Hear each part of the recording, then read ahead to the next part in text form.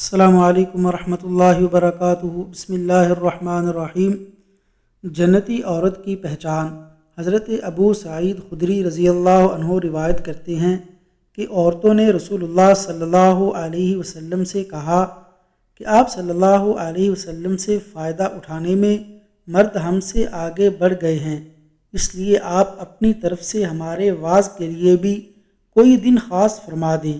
تو آپ صلی اللہ علیہ وسلم نے ان سے ایک دن کا وعدہ فرما لیا۔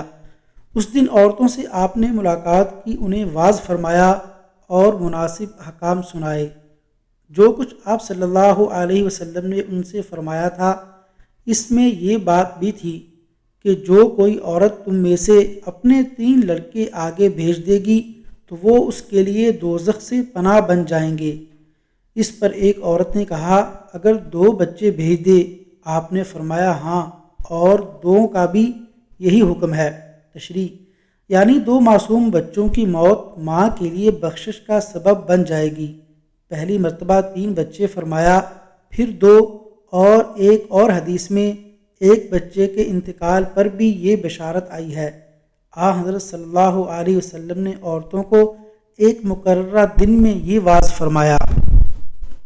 اللہ تبارک و تعالیٰ سے دعا ہے کہ اللہ تعالیٰ ایمان اور عمل والی زندگی عطا فرمائے۔